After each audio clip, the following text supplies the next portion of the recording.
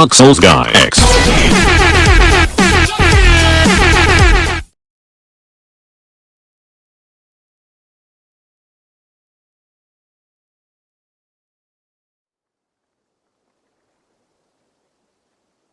Listen, Ubisoft, you ever sit down and ask yourself this question? And that is, how many Assassin's Creed games have you done in the last couple years? Because I think you've done quite a few. I think you need to seriously consider making another game entirely. I must admit, there's not many good ones you've made over the years, but seriously, you really need to stop publishing Assassin's Creed games. The idea's getting kinda sour. You're literally just rinsing and repeating the exact same fucking gameplay. Pretty sure you've ripped off Dark Souls for the combat now, not to mention you've tried to change it and make it different, but at its core it's still the same conventional story and the by-the-numbers revenge plot we've seen a million times before.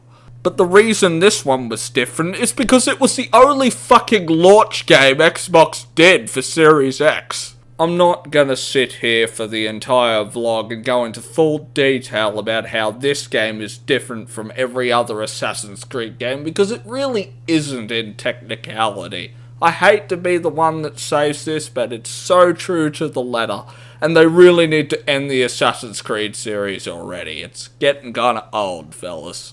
But as a launch title for the new Xbox, it didn't really feel like a next generation game. It felt like an Xbox One X game in a sense. It didn't have real-time ray tracing, and it didn't really have any serious next generation features. So I don't exactly know how real-time ray tracing runs on Xbox Series X in that case, because they haven't released any games that use the technology yet.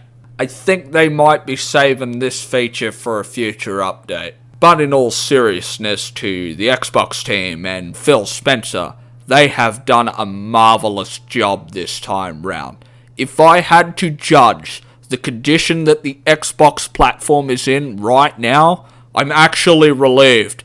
The Xbox One's launch back in 2014 was just fucking awful, and it caused nothing but disaster for everyone across the entire fucking board. 2013 was by far the worst period in Xbox's history. And it's why Xbox One's launch was just a fucking absolute disaster. But that all changed when Phil Spencer took over Xbox, redirected his entire team and put them all back into one studio, and bought out Xbox One S and X.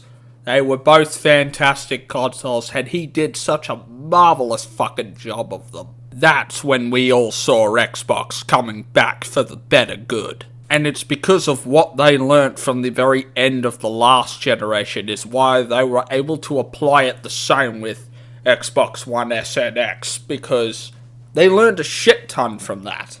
That's why this generation's launch was better. Although it didn't have any games at launch, like most next generation hardware does, it's a lot better this time round than it was last generation. With both controller and mouse and keyboard support, up to 4K HDR at 120 frames per second and ray tracing up to 60, the Xbox and PC games library with the Xbox Games Pass subscription spanning hundreds and thousands of Xbox games, and the power of Project X Cloud, a diskless Xbox Series S console that does the same thing as the powerfuler console but in 1080p, all connected to the Xbox network with data centers all around the world. And at the very top of that list, being able to capture 4K footage in HDR at 60 and put it on a USB stick. So whether it be a gaming PC, an Android device, or an Xbox Series S or X console, Microsoft has enough power now to keep way ahead of the competition for the next 15 years. So Assassin's Creed Valhalla isn't too bad as an Assassin's Creed game as a launch title for Series X and S, It's good for gaming normally in 4K HDR, but for real-time ray tracing, it's incomplete. So I'm afraid we're stuck waiting until later this year before we start seeing Xbox Series X doing real-time ray tracing. And the way I see it, during a pandemic, Xbox didn't want much on their shoulders anyway.